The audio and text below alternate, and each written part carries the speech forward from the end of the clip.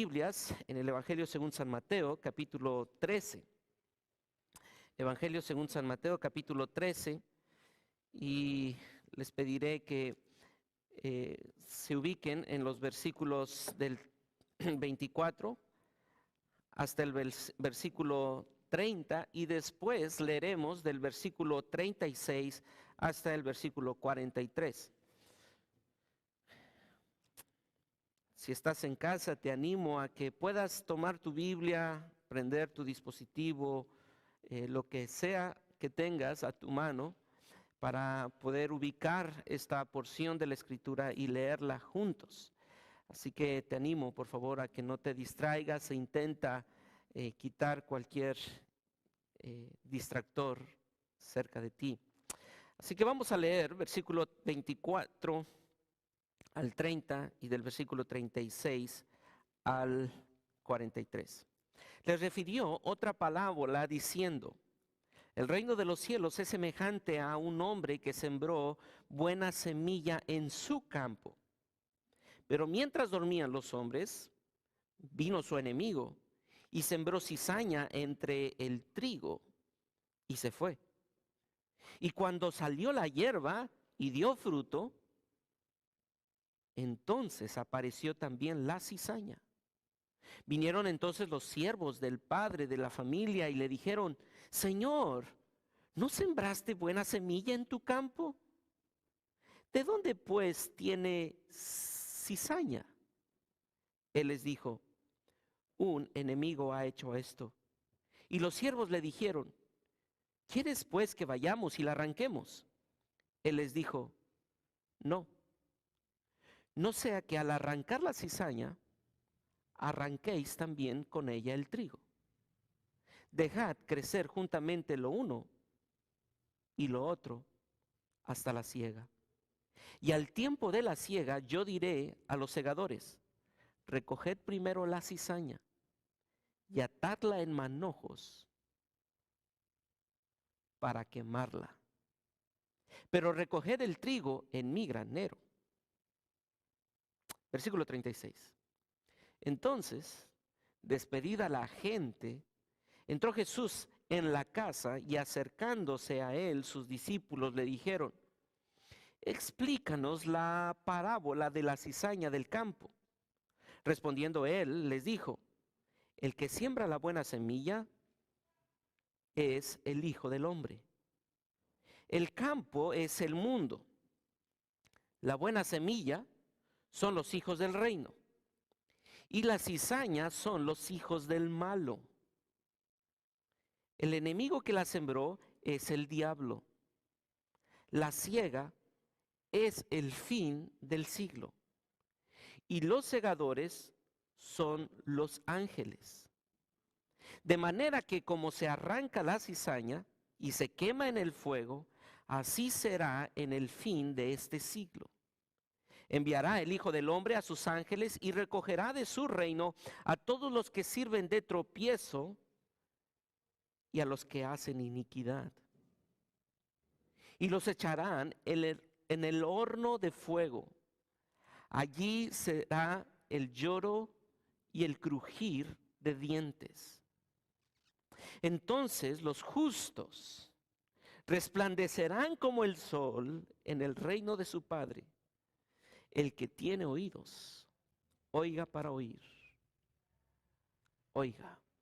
Señor, venimos nuevamente delante de ti, suplicando de tu gracia sobre nosotros. No podemos entender tu verdad a menos que tú abras nuestros oídos y abras nuestros ojos para ver y oír lo que tenemos que escuchar.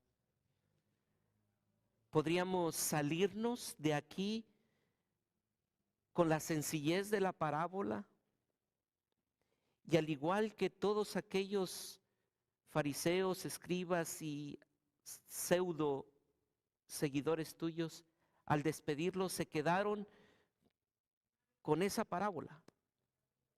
Pero tú tomaste a tus hijos, a tus discípulos, y les enseñaste la razón de esa parábola. Hoy pedimos, Señor, que no solamente nos asombremos con la sencillez de tu enseñanza, sino que vengamos a tus pies y escuchemos tu enseñanza y la apliquemos a nuestra vida y en verdad podamos ver un cambio y una transformación que produce tu evangelio.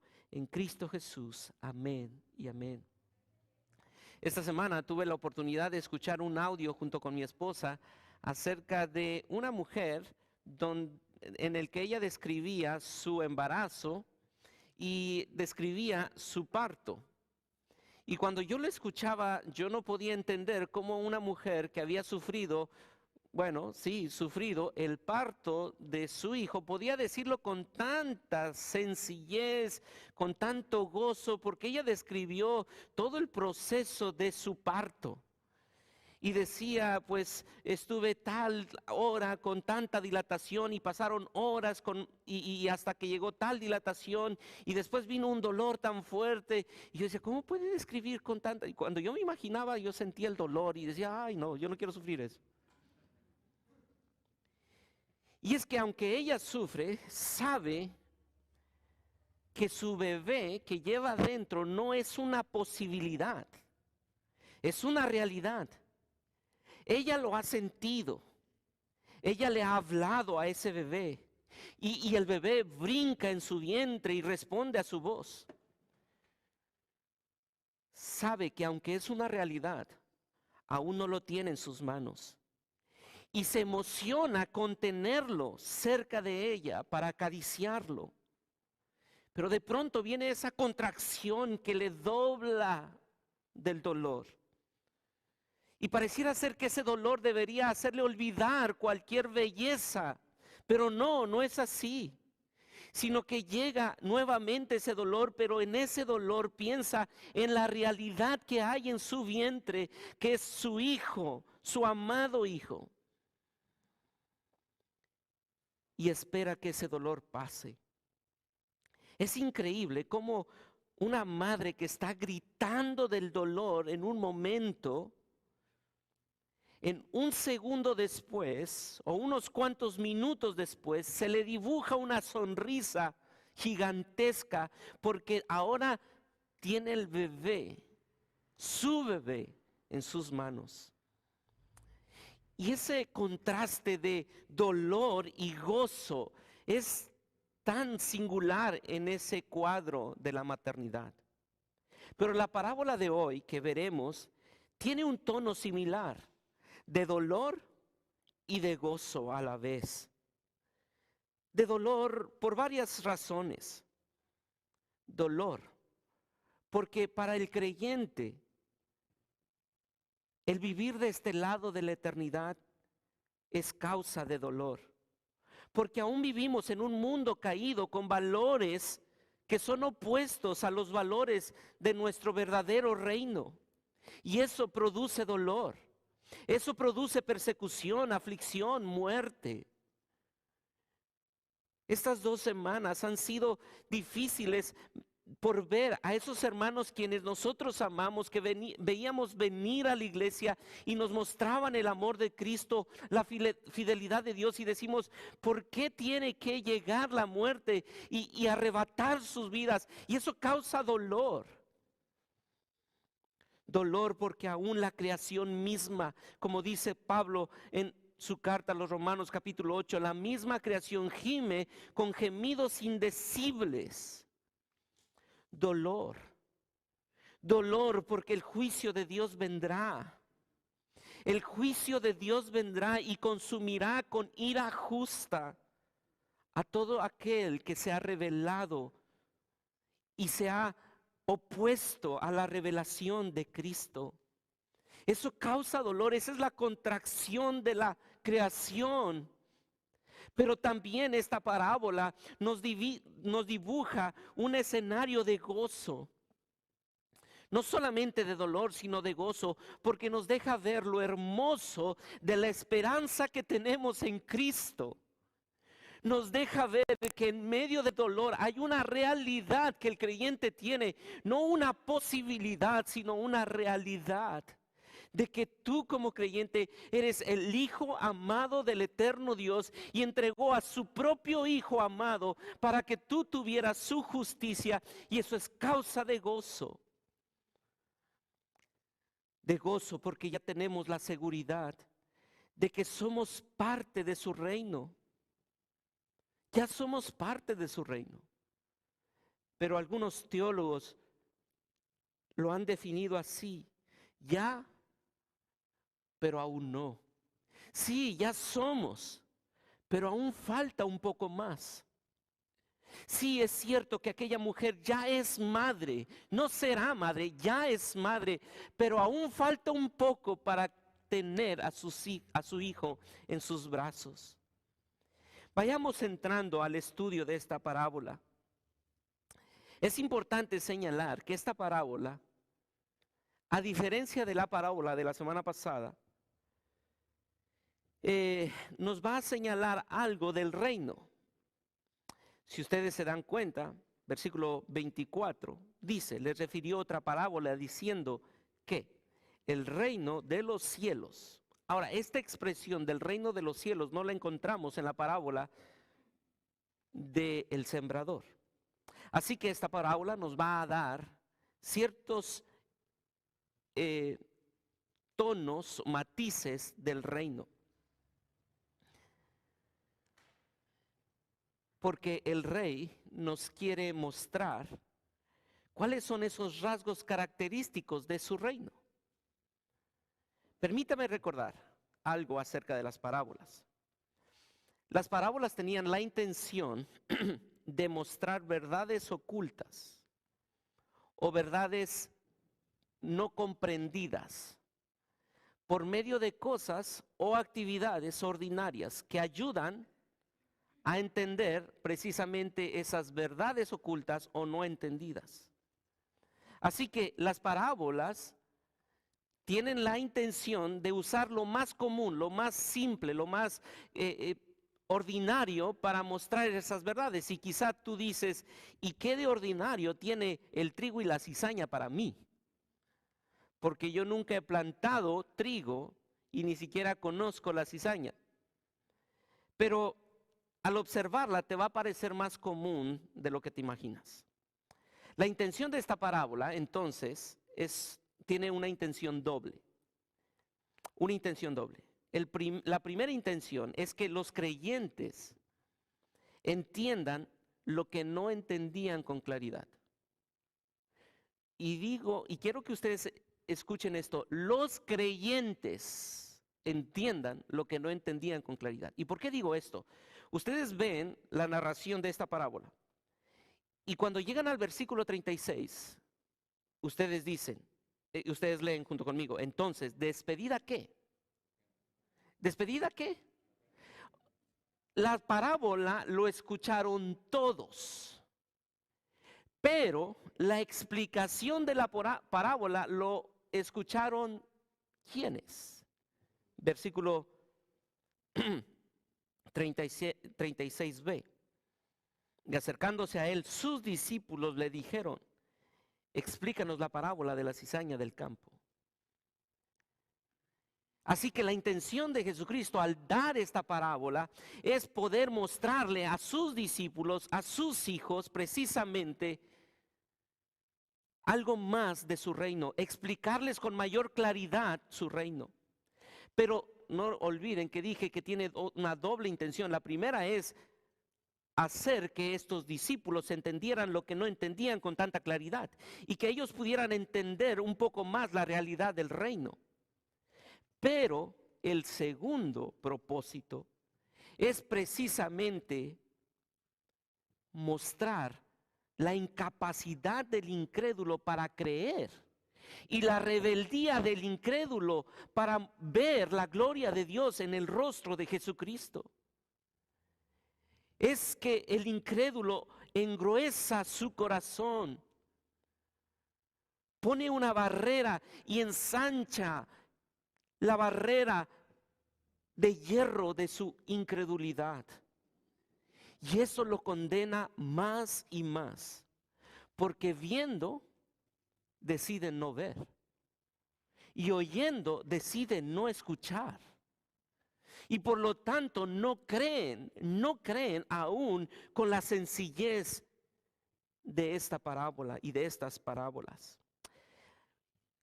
El desarrollo de este sermón lo dividiremos en dos puntos. El primero, veremos esta parábola y veremos el escenario y su explicación. El segundo punto será la enseñanza de esta parábola y su aplicación. Así que veamos el primer punto, el escenario y su explicación. Ahora, cuando pensamos en escenario, pensamos en lo que hay alrededor de estos elementos que se van a utilizar para dar claridad a algo que estaba oculto o que no era tan entendible. Debemos considerar los personajes que hay en esa parábola, debemos considerar los elementos que hay alrededor de ellos. Y veremos entonces, versículo 24, vayan conmigo, por favor. Sé que algunos ya podrían identificar cuáles son los elementos de este escenario, pero vayamos juntos. Versículo 24, les refirió otra parábola diciendo: el reino de los cielos es semejante a un hombre que sembró buena semilla en su campo. ¿Quién es el personaje inicial de esta parábola? Un hombre, ¿cierto? Sí, un hombre. ¿Qué hace este hombre? Siembra. Así que, ¿qué siembra? Buena semilla. Un hombre. Entonces encontramos a un hombre que siembra buena semilla. Inmediatamente después nosotros encontramos otro elemento de esta parábola. ¿Dónde siembra esa buena semilla? En su campo, versículo 25. Pero mientras dormían los hombres, vino su enemigo y sembró cizaña entre el trigo. ¿Quiénes vinieron a sembrar la cizaña? ¿O quién vino a sembrar la cizaña? Su enemigo. Su enemigo. ¿Qué sembró su enemigo? Cizaña.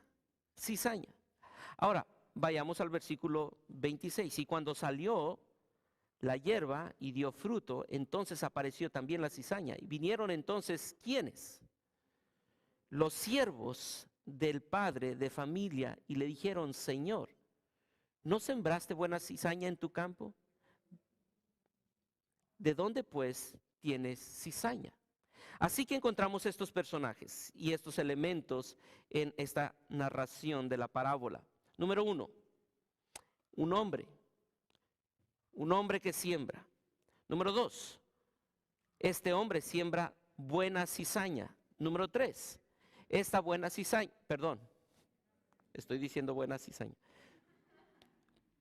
buena semilla. Este hombre que siembra buena semilla, ¿dónde lo siembra? En su campo.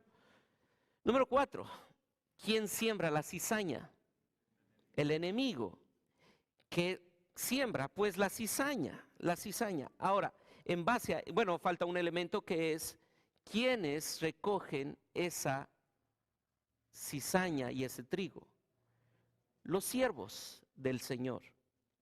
Ahora, tú puedes ver esa narración y quedarte con: bueno, pues sí, es muy simple la enseñanza. En el mundo hay buenos y malos.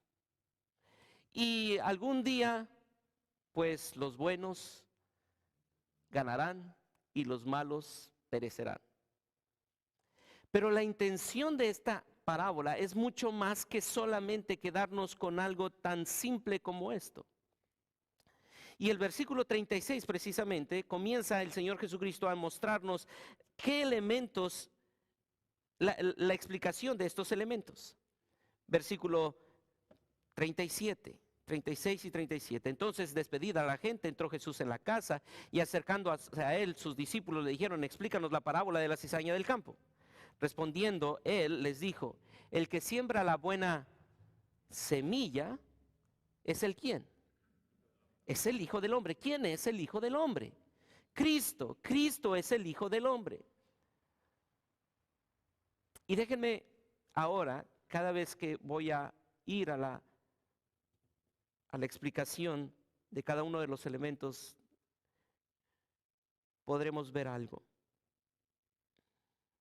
El Hijo del Hombre, el Hijo del Hombre. Cristo es el Hijo del Hombre.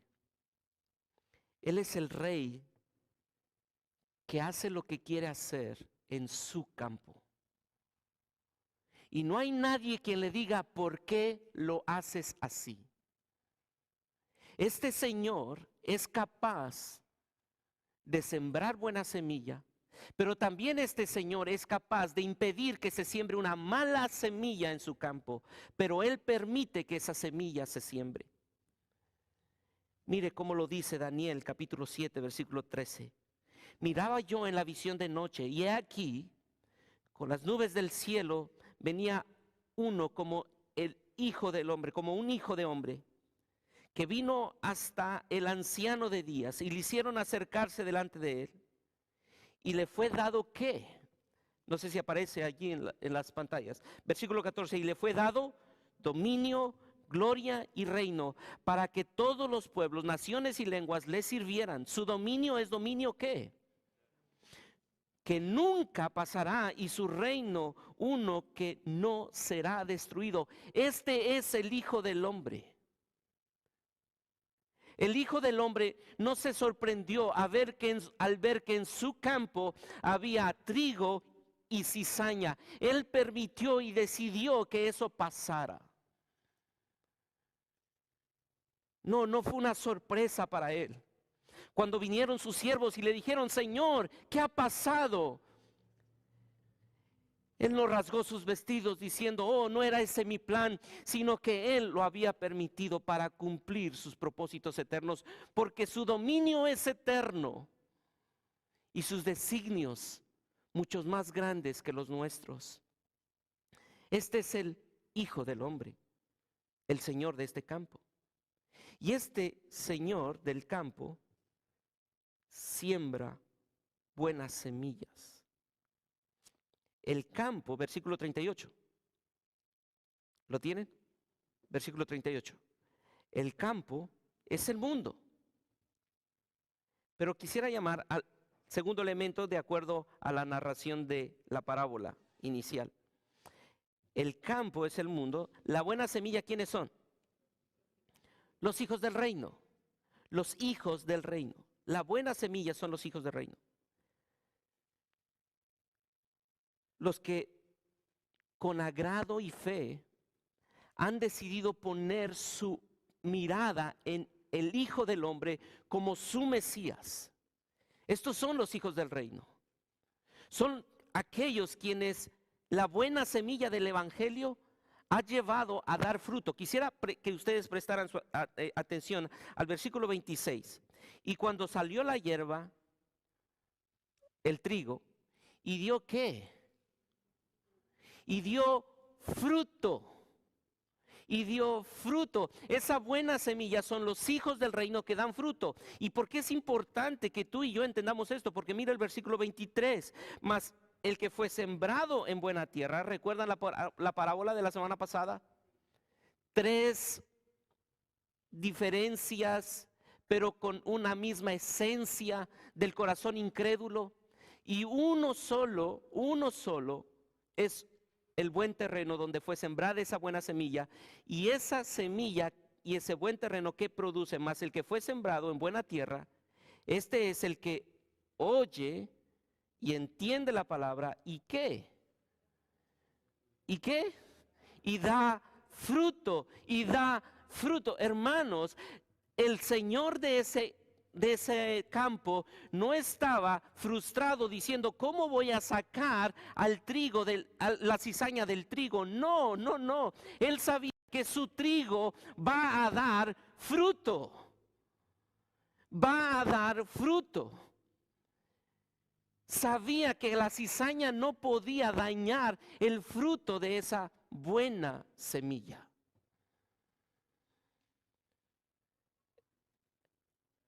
Nadie puede llamarse hijo del reino sin llevar fruto. Ese es algo que va a aparecer en tus pantallas. Bueno, aquí en la pantalla y allá también en sus pantallas. Nadie puede llamarse hijo del reino sin llevar fruto. Puedes denominarte como te plazca,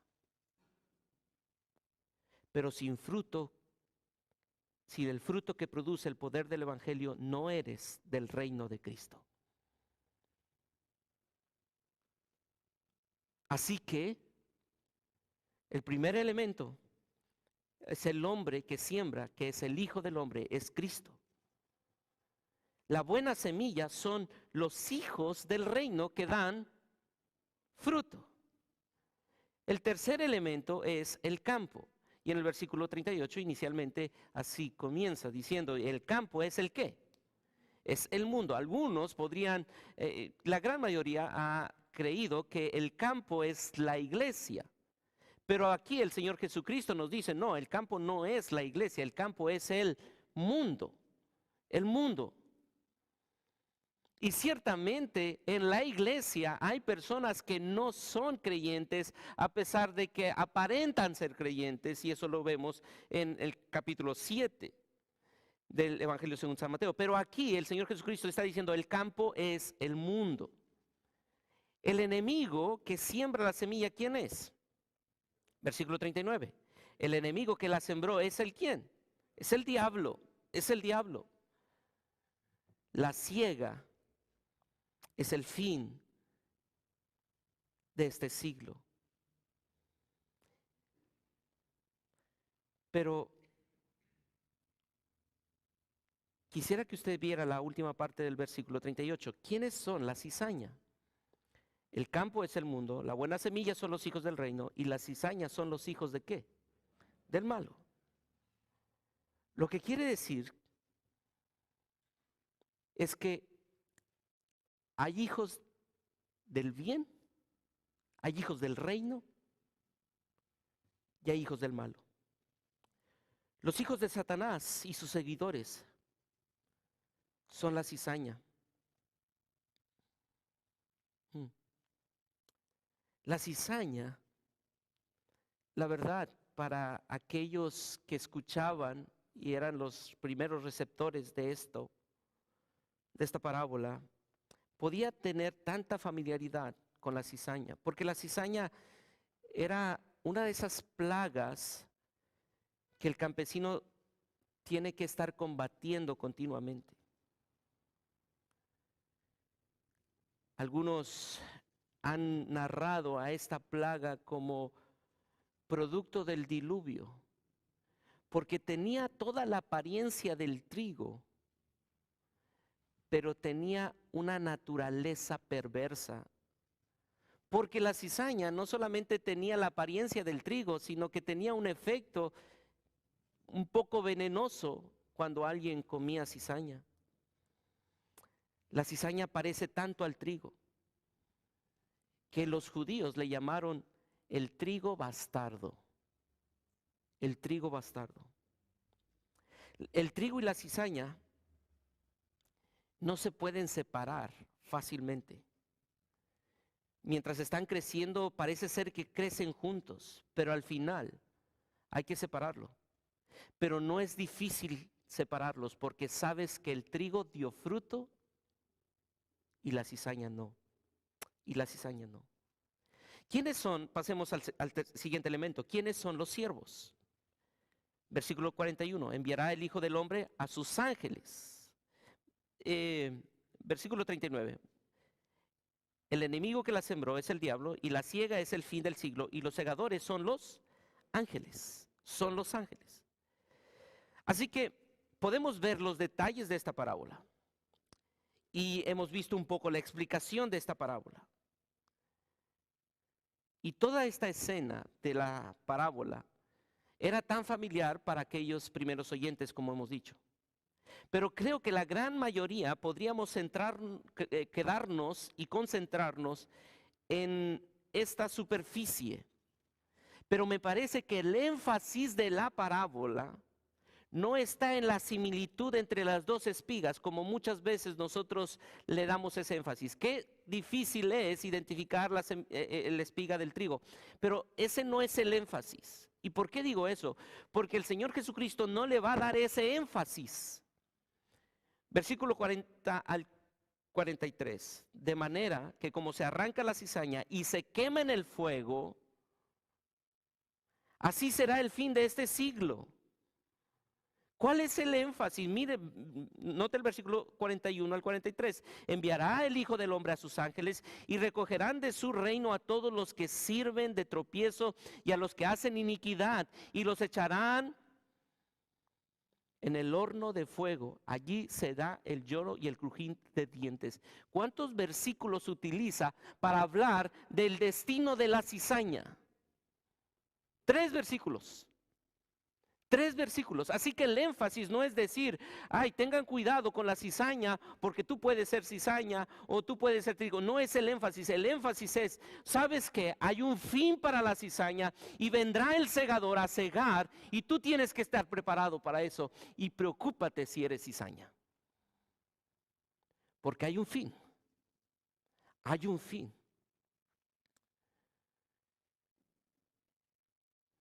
Y esta es la razón del por qué el Señor Jesucristo quiere hablar del trigo y la cizaña. Porque Él vendrá a cegar y cortará con sus siervos toda aquella hierba mala y la echará al fuego. Pero recogerá su trigo en su granero para la eternidad. Y hermano, eso es lo que quiero proponerte que tú te lleves este día. Y no estoy terminando y no se emocione. Porque el rey vendrá a cegar. Tú debes asegurarte de ser trigo y no cizaña. Porque el rey vendrá a cegar. Tú debes asegurarte de ser trigo y no cizaña. Y aquí viene la enseñanza y su aplicación. Y quisiera tomar estos minutos que me restan para hablar de la enseñanza. Y hay varias enseñanzas que podemos obtener de esta parábola y de la explicación que el Señor Jesucristo da.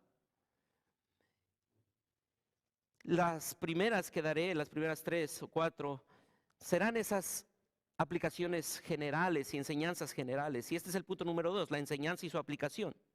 Y la primera enseñanza general será: Cristo es el Señor de este mundo. Él determina lo que pasa en ti y alrededor de ti. Dijimos, el Señor de este campo es Cristo, es el Rey. Y Él decidió sembrar su semilla en este mundo. Los hijos de su reino fueron sembrados por Él, pero Él permitió y decidió permitir que también se sembrara cizaña alrededor de ese trigo. Esta es la verdad que tú y yo tenemos que reconocer. Este mundo no está como está porque Satanás solamente está haciendo lo que él quiere hacer. No, hay un Dios que controla a Satanás y no está allí como un agente independiente, sino que hay un Señor en el trono determinando todo lo que pasa en este mundo. ¿Y por qué decimos esto? Porque quisiera llevarte por favor al Salmo capítulo 93. Salmo capítulo 93. Puedes leer junto conmigo este salmo. Y quisiera que leyeras fuerte conmigo el verso 1 de este salmo. Mira cómo comienza el Salmo 93. Solamente las primeras 2 palabras de este salmo. Puedes leerlo junto conmigo y yo leeré todo el capítulo. ¿Qué dice?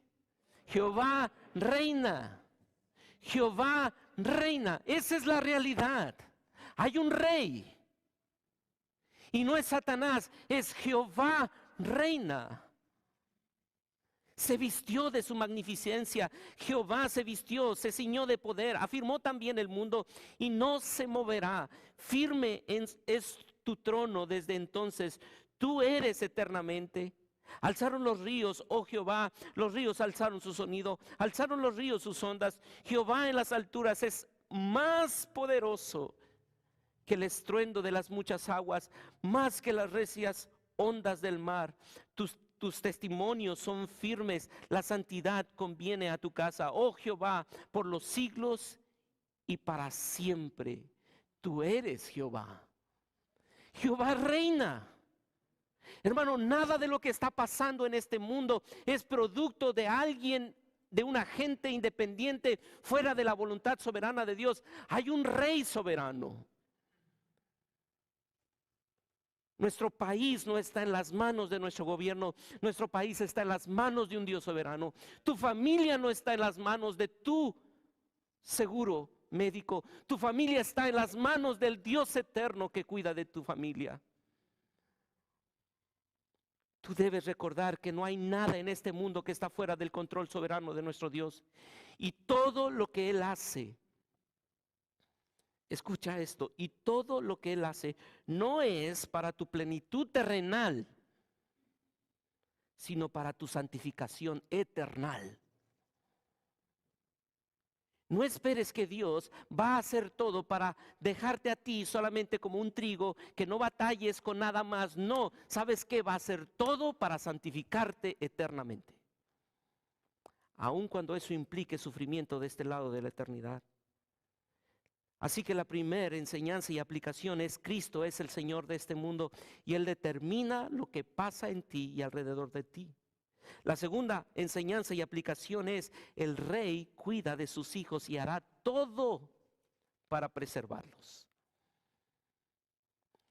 El trigo no tenía por qué afligirse si había cizaña alrededor de él, porque el trigo no es más que el resultado de un señor que sembró ese trigo.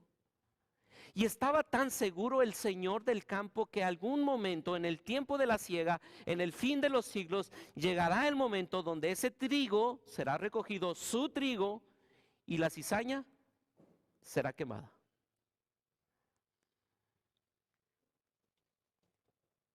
Y ahora quisiera llamar tu atención a 1 Corintios capítulo 1. 1 Corintios capítulo 1.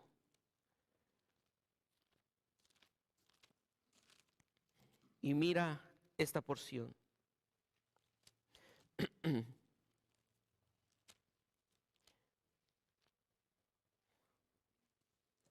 Versículos 8 y 9 de 1 Corintios.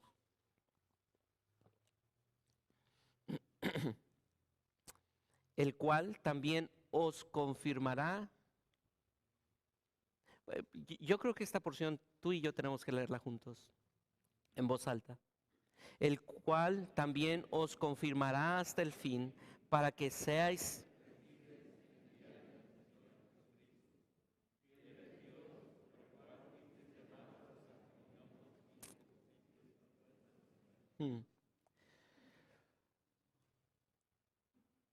el cual también os confirmará hasta el fin. Dios te preservará a lo largo de tu carrera.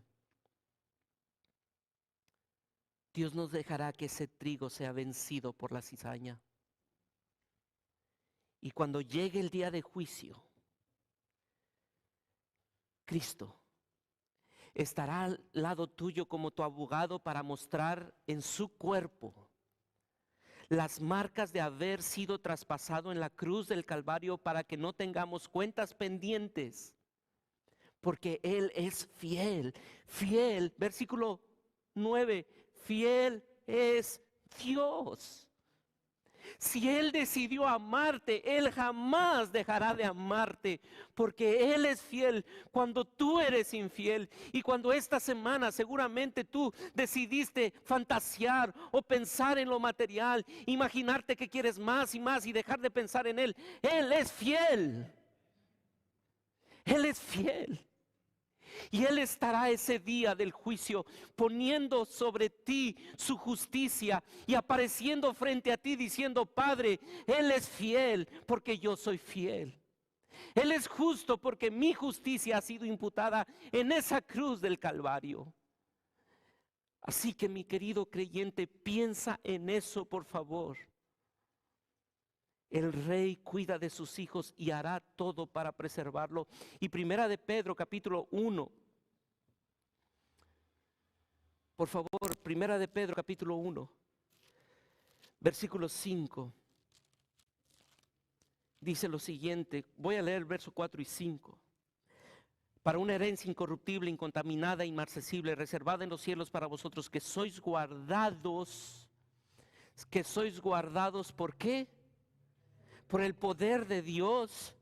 Oh creyente, tú puedes estar seguro que tú vas a ser presentado delante de Él como justo por la justicia de Cristo, pero no solamente eso, sino que hay una realidad que tú debes de creer, que Él te va a guardar hasta el fin, porque en ti habita todo el poder y todo su poder, su omnipotencia está obrando para protegerte. Y tú podrías pensar, pero ¿qué sucede con Él ahora? Yo entiendo que algún día Él me salvará y ya me ha salvado, pero ¿qué sucede aquí? En el ahora, en el presente. ¿Qué hay del tiempo de entre mi salvación y esa salvación final? ¿Qué de las tentaciones? ¿Qué de las presiones? ¿Qué del estrés? ¿Qué del cansancio?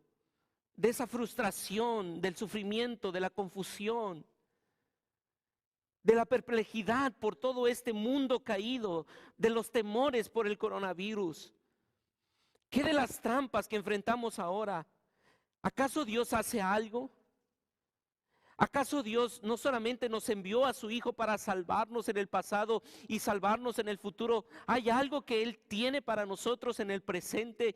Y Pedro dice lo siguiente, versículo 5, que sois guardados. No seráis guardados, sino que sois guardados hoy en el presente. ¿Por qué? Por el poder de Dios. Están protegidos por el poder de Dios. ¿Mediante qué? Mire la siguiente parte del versículo. Mediante la fe. Mediante la fe. Dios no se aparta de nosotros cuando nos salva inicialmente, sino que permanece con nosotros hasta el día de nuestra glorificación mediante la fe. Ahora, creyente, te animo a creer. Mi querido creyente, recuerda que tú eres su nación santa y que Él jamás fracasa en su plan de redención. Para mí esta verdad es tan emocionante, porque yo fracaso en cada intento. Muchas veces he comenzado cosas que no he terminado, aun cuando son cosas buenas, y me doy cuenta que no puedo y no puedo y no puedo, pero Él jamás ha tomado algo y ha iniciado algo sin concluirlo. Y si Él te tomó a ti como su nación santa y te escogió y te ha puesto su justicia, Él te va a proteger y no va a fracasar. Y aunque tú te sientas un fracaso, Él jamás fracasa. Si Él te escogió, Él te santificará hasta la glorificación, porque Él es fiel. Porque Él es fiel. Pero hay una tercera enseñanza y aplicación de esta parábola. Satanás tiene una guerra contra nuestro Señor. El problema no es entre el trigo y la cizaña. El problema es que hay una guerra cósmica que inició en Génesis, por lo menos de este lado de la eternidad. En esta tierra comenzó en Génesis 3. Así que hay una guerra entre Satanás y Dios. Satanás lucha por destruir el plan de redención. Quiere confundir. Quiere aparentar piedad. Satanás es un engañador. Pero no importa cuánto luche. No importa cuán engañosa sea su estrategia. Nosotros sabemos cómo terminará esta historia. Cristo reinará y Satanás será destruido, como lo dice Apocalipsis capítulo 20. Sí, pero hermano, tú no puedes ser ciego a esa verdad. Tú necesitas recordar que tu lucha no es contra carne ni sangre, sino contra principados, potestades, gobernadores de las tinieblas. Hay una lucha, hay una guerra real que se enfrenta día a día, segundo tras segundo, en donde Satanás quiere detener el plan de redención.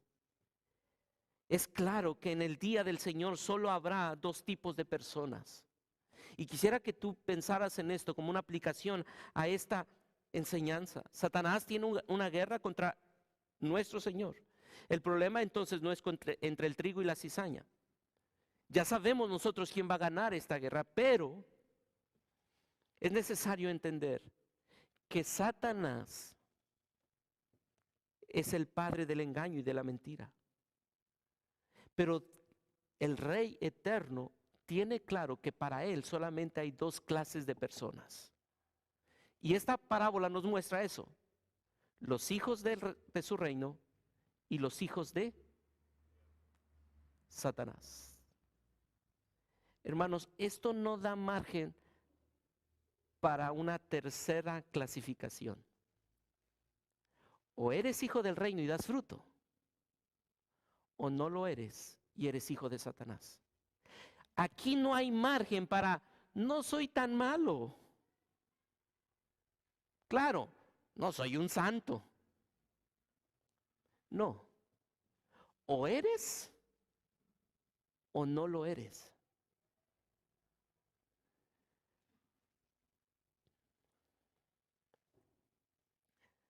Permítame decir lo siguiente: en la eternidad no hay lugar para las apariencias. En la eternidad, ¿eres hijo del rey o no lo eres? Y si no lo eres, serás atado en manojos. Y nota el verso 41. Estoy en Mateo capítulo 13, versículo 41. Enviará el Hijo del Hombre a sus ángeles.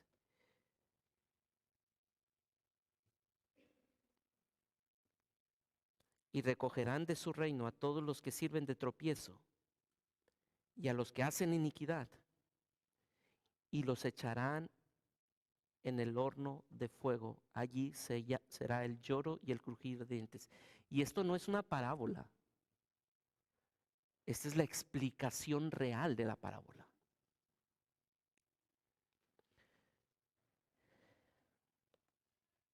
Déjenme hacer una cuarta aplicación y con esta llegamos a la recta final. Quizás es un poco más extensa de lo ordinario. El Rey eterno regresará y vendrá a juzgar. El Rey eterno regresará y vendrá a juzgar. Hermanos, eso significa que habrá un juicio.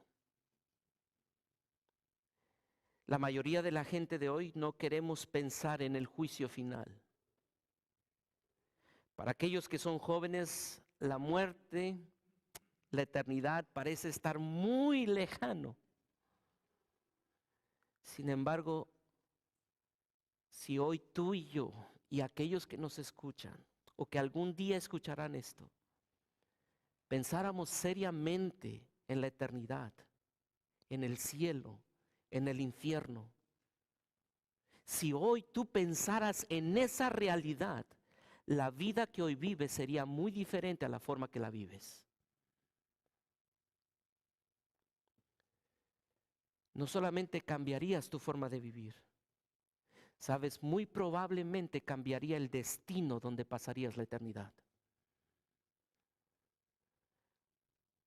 R.C. Sproul, un teólogo que es autor de varios libros, dice: el hombre moderno apuesta su destino eterno en que no hay juicio final. El hombre moderno apuesta su destino eterno en que no hay juicio final. Oh, mi querido oyente que estás aquí, piensa que habrá un juicio. Esa es la razón de la parábola. Habrá un juicio. Cristo vendrá y juzgará y tomará a sus hijos y desechará a los que no son suyos y pasarán la eternidad en el horno de fuego que jamás se apaga. Qué tragedia es pensar que tú podrías apostar tu vida en que no habrá juicio final y llegar a ese día y enfrentarte al juicio final.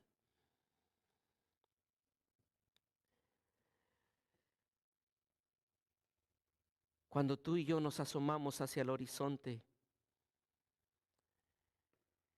encontraremos una eternidad. Cuando tú eres honesto contigo mismo, te das cuenta que en el horizonte puedes visualizar algo que aterroriza tu corazón, a menos que seas ese trigo. El mundo va en un desenfreno, con una velocidad vertiginosa en curso de una colisión. Y llegará ese momento cuando choque en el día del juicio.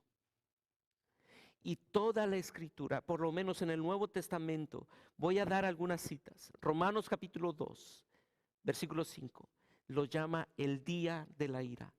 Judas capítulo 6, versículo 6, dice el juicio del gran día.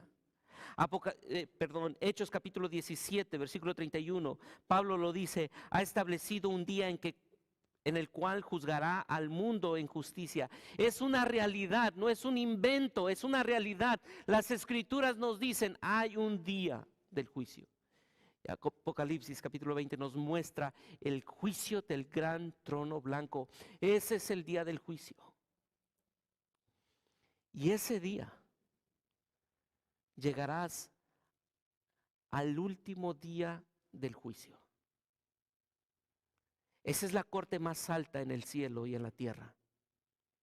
Esa es la corte suprema del universo.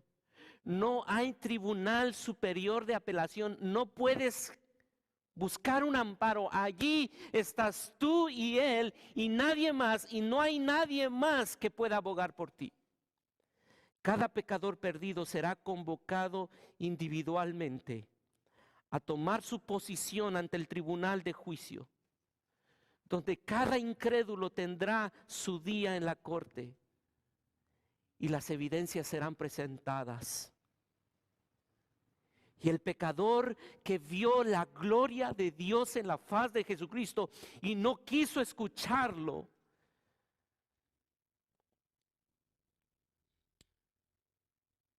sufrirá el castigo.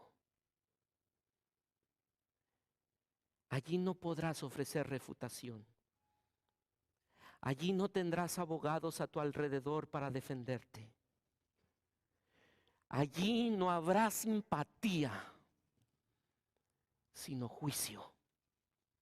No habrá gracia. No.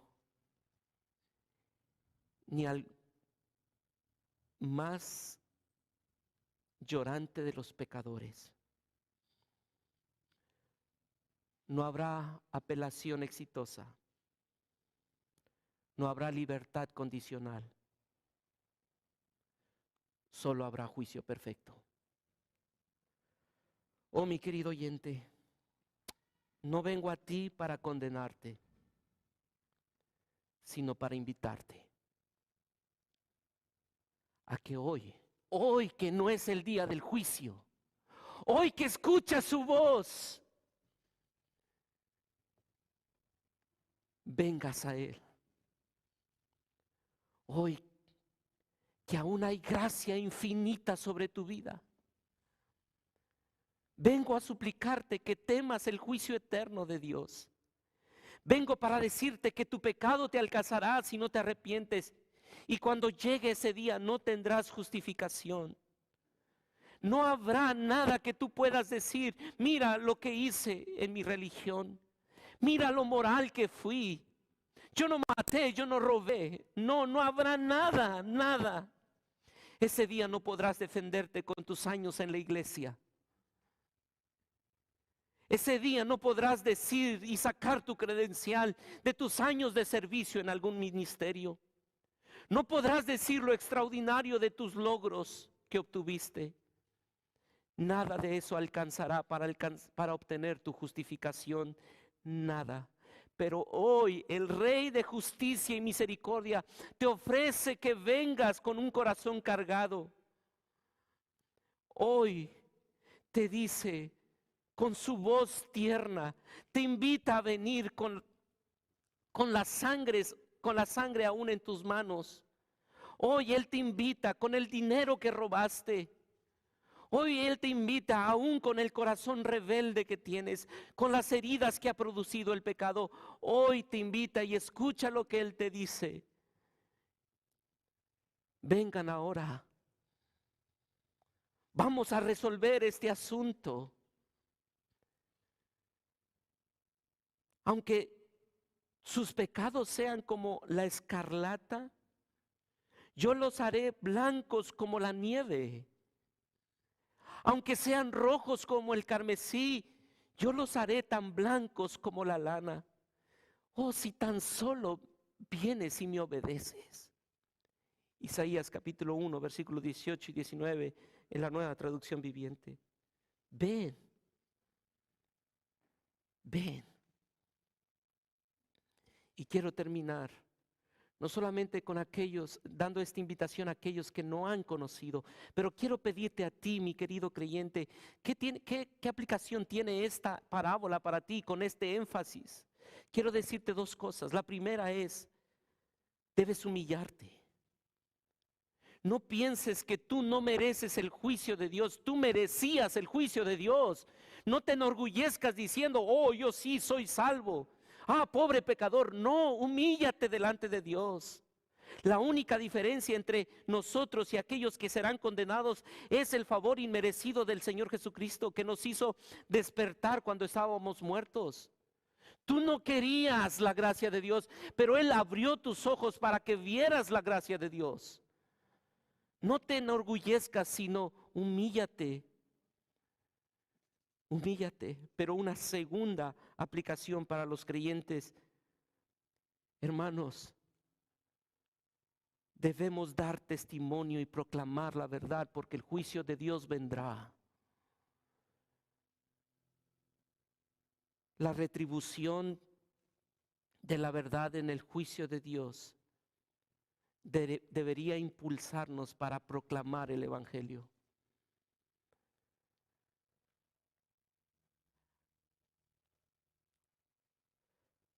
Padres de familia, no dejemos de compartir el Evangelio con nuestros hijos, con urgencia. No confíes en los medios que pueden ser útiles, pero no lo son todo. No confíes que ellos son trigo porque vienen a una escuela cristiana o porque hacen algún ministerio. Hablemos con urgencia del Evangelio con ellos en cada oportunidad que tengamos. Porque ¿cómo escaparemos si descuidamos una salvación tan grande?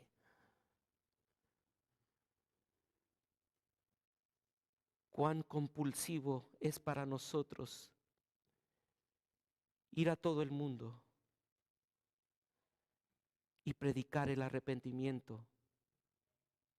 Hermanos, este mundo va desenfrenado a la colisión con el día del juicio, pero Dios nos ha puesto aquí para gritar y decir, hay paz con Dios. Vengan, que aquí hay paz. Aquí está Jesús que te dice, venid a mí todos los que estéis cargados y cansados, que yo les haré descansar.